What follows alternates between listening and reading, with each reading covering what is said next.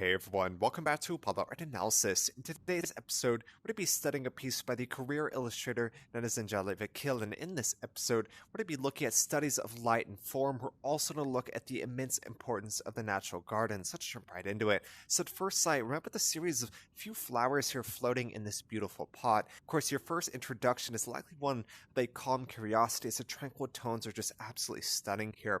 One of the first things I notice is the placement in space, right? We see, of course, colors within this composition. They're quite vivid, but within this we see, of course, what appears to be a bamboo shoot floating a little bit of water onto that still surface. And like I said, colors within this work, we have a diverse range of tones, right? We have green, we have this reddish brown, we have that pink, we have the yellowish gold as well. So many tones within the work at hand, but this almost makes our eye drawn towards that one red in the backing. Of course, it is pretty much the rarest tone within this composition.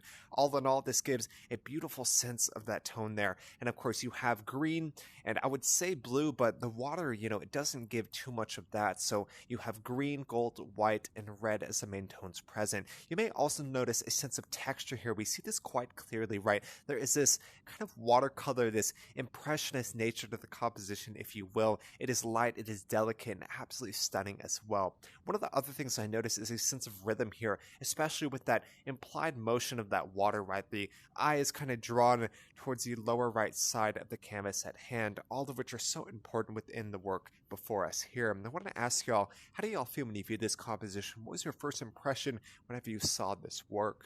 And when I was talking to the original artist, she mentioned this as a study of stillness, a study of light and form as well. I think we certainly see this. You can see the way in which light impacts a composition, whether that be color, whether that be that kind of vibrance in areas such as this in the background there, all very important within the work at hand. And studies of light and form are quite important for amateurs and masters alike, right? They give us an incredible opportunity to explore our limits, whether that be with shape and form, whether that be with light and color.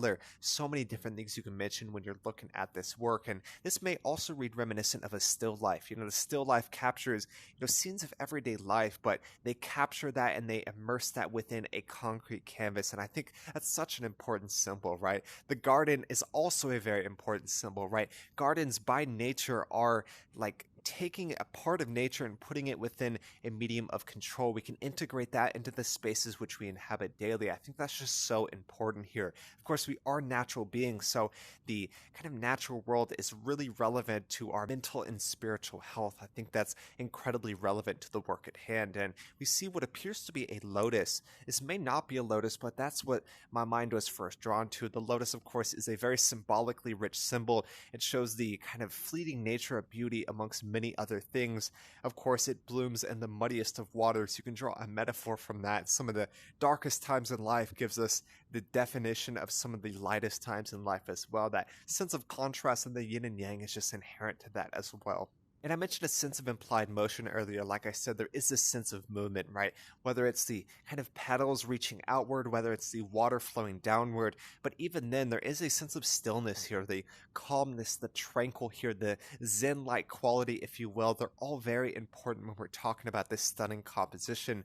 But yeah, like I said, at the end of the day, the gardens, they allow us to integrate nature into the spaces we inhabit daily. And at the end of the day, nature is incredibly important for our mental, spiritual, and even physical health as well. And I want to ask y'all, what does the garden mean to you, or what does nature mean to you? Two very important questions, especially when we don't get as much nature as we probably should in the modern day. But the work before us, like I said, it is a digital illustration, so it was painstakingly painted upon this canvas. It has that impressionistic quality, but even then, it has that certain sense of charm that Vakil does an amazing job of conveying. So really hope y'all enjoyed today. Like I said, this is an illustration, a very stunning and impressionistic one of that.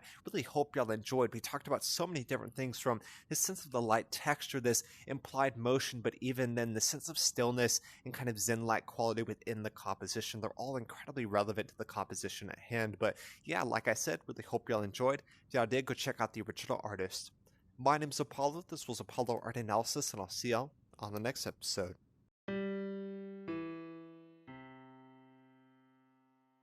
We hope you enjoyed today's episode. If you'd like to support our work directly, please check out our Apollo community tokens. Apollo Art Exchange is an ecosystem of art appreciation which elevates artists each and every day. Thanks for listening.